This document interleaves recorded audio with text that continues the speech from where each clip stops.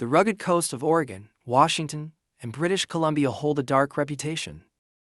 For centuries, ships have set sail into these waters, only to vanish, shattered against unseen reefs, or swallowed whole by raging storms. More than 2,000 vessels have met their end here. They remain scattered along the coast, earning this place a chilling name, the Graveyard of the Pacific. But what makes the Graveyard of the Pacific so deadly? And why have so many ships met their fate here? In this video, we'll explore what makes this stretch of coast one of the most dangerous and mysterious in the world, and take a look at several ships famous for being lost to the Graveyard of the Pacific. Welcome to Shipwreck History.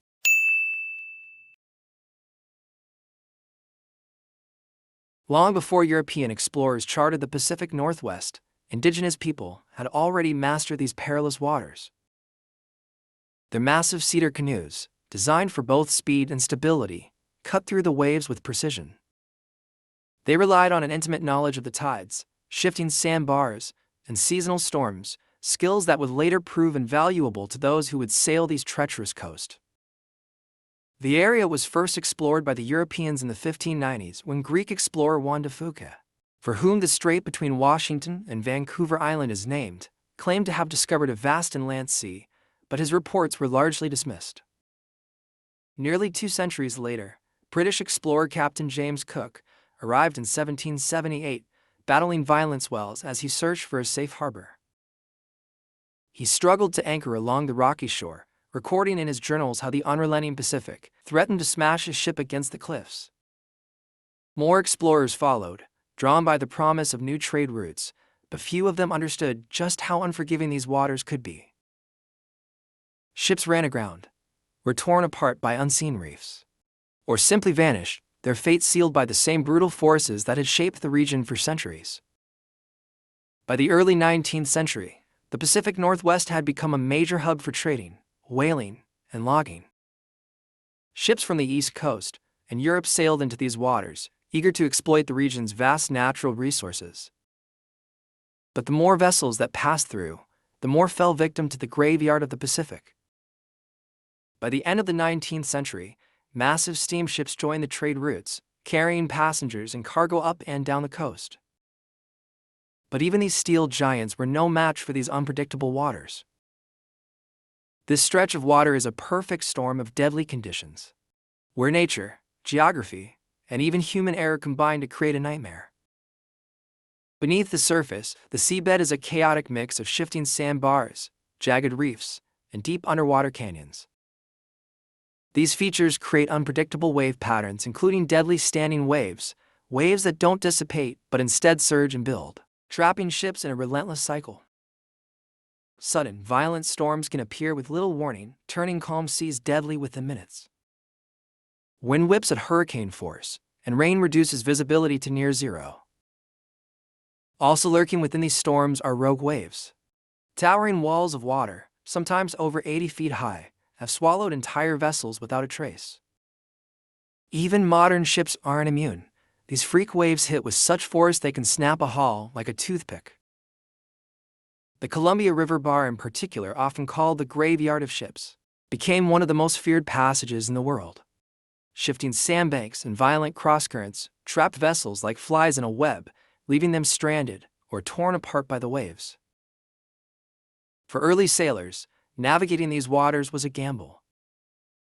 Lighthouses and foghorns were built along the coast to warn ships, but dense fog often obscured even the brightest beacons. Compasses became unreliable due to the region's magnetic anomalies, and mechanical failures left ships at the mercy of the currents. Even experienced captains miscalculated tides, ran aground on unseen rocks, or simply got lost in the relentless storms.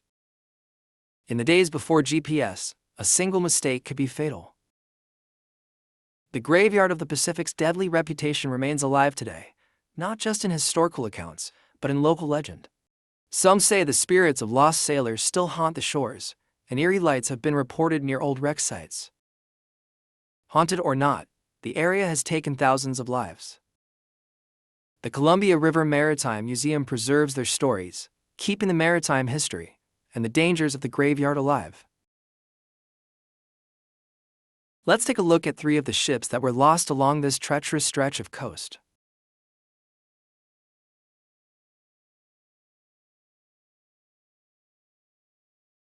The SS Columbia was a state-of-the-art passenger steamer and one of the fastest and most luxurious vessels on the West Coast in the early 20th century.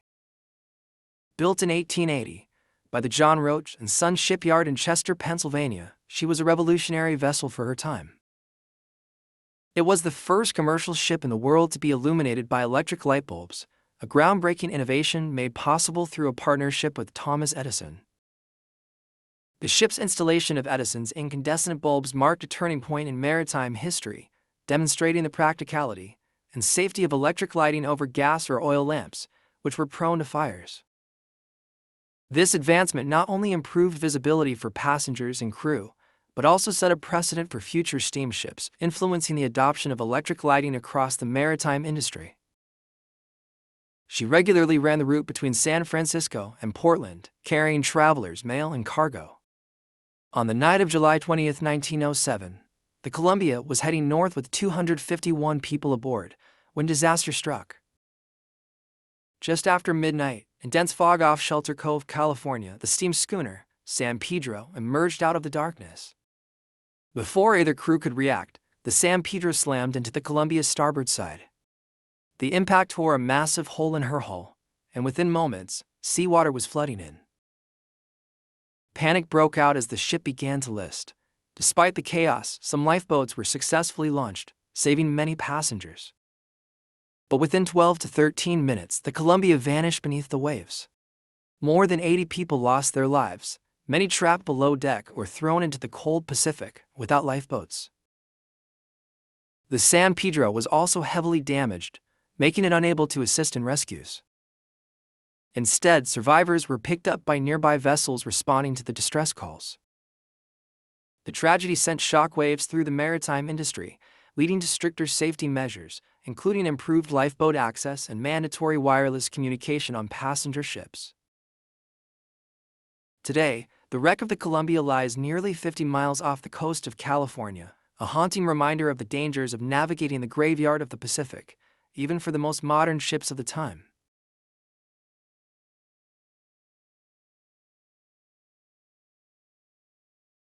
Among the many tragedies that have earned the Pacific Northwest coastline the ominous moniker Graveyard of the Pacific, the sinking of the SS Valencia stands out as particularly harrowing. Launched in 1882, the Valencia was a 1,600-ton iron-hulled passenger steamer, measuring 250 feet in length. Initially serving routes between Venezuela and New York City, she was later repurposed for coastal voyages along the U.S. West Coast. By 1906, the Valencia was operating between San Francisco and Seattle, a route that would lead to a tragic end. On January 20th, the Valencia departed San Francisco with 108 passengers and 65 crew members, heading north to Seattle. As the vessel approached the Juan de Fuca Strait, a severe storm descended, bringing with it powerful wind and dense fog that drastically reduced visibility. In an attempt to regain his bearings, Captain Oscar Johnson ordered the ship closer to shore, a decision that would prove fatal. Shortly before midnight on January 22nd, the Valencia struck a reef near Pachineau Point on Vancouver Island, approximately 11 miles from Cape Beale. The collision tore a massive hole in her hull, and the ship became impaled on the rocks, just 50 yards from the rugged coastline. Despite the proximity to land, the towering cliffs and violent surf made reaching safety nearly impossible. Chaos erupted as the crew attempted to launch the lifeboats. In the frenzy, most lifeboats were either improperly launched, capsized in the tumultuous seas, or smashed against the ship's side. Only one lifeboat is known to have successfully reached shore, carrying a handful of survivors who then faced the daunting task of scaling 100-foot cliffs to seek help. For over 36 hours, those remaining aboard clung to the deteriorating vessel, battered by relentless waves and freezing temperatures. Rescue ships arrived but were unable to approach due to the treacherous conditions. As the ship broke apart, many were swept into the sea. In the end, only 37 individuals survived, with all women and children among the 136 lives lost.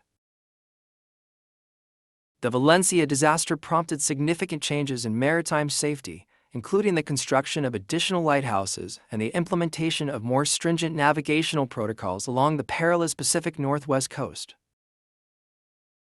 The tragedy also gave rise to eerie tales, with fishermen later reporting sightings of phantom lifeboats manned by skeletal figures. And in 1933, one of the Valencia's lifeboats was discovered floating in nearby Berkeley Sound, remarkably well preserved after 27 years at sea.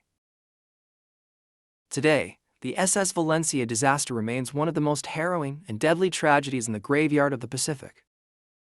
The wreck has significantly deteriorated, but parts of the ship have washed ashore over the years at what is now known as Valencia Bluff, near the site of the sinking. And though many of those lost were never recovered, the multiple memorials of the crew ensure they are never forgotten.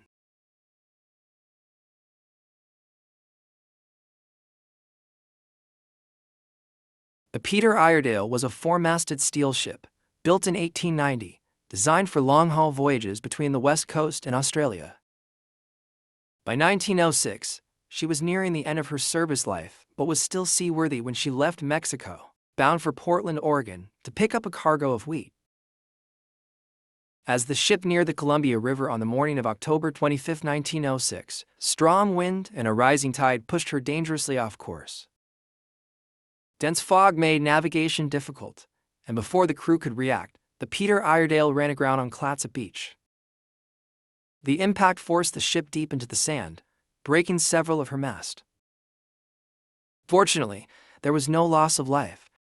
The crew safely reached shore, and the nearby Point Adams life-saving station provided assistance once they landed. Initially, there were plans to salvage the ship, but it quickly became clear she was stuck, and the effort was abandoned. Her captain reportedly turned to his stranded vessel, raised a glass, and made a toast. Over a century later, the remains of the Peter Iredale are still embedded in the beach, making it one of the most famous shipwrecks of the graveyard of the Pacific. It's a rare example of a wreck that's both deadly and harmless. A testament to the power of the Pacific, yet it's a shipwreck that claimed no lives. The graveyard of the Pacific has claimed thousands of ships and countless lives, earning its place as one of the most treacherous maritime regions in the world. Despite advances in navigation, radar, and shipbuilding, the forces that doomed vessels like the Peter Iredale, Columbia, and Valencia are still at work. Shipwrecks in the graveyard of the Pacific are rare today, but the risks remain. Even now, the Columbia River bar demands expert pilots, and sudden storms continue to test those who sail these waters. Beneath the surface and along the shore, the wrecks of the past remain, as silent reminders of how unforgiving the Pacific can be. The ocean doesn't forget, and for those who dare to cross its most dangerous waters, it never lets them forget either.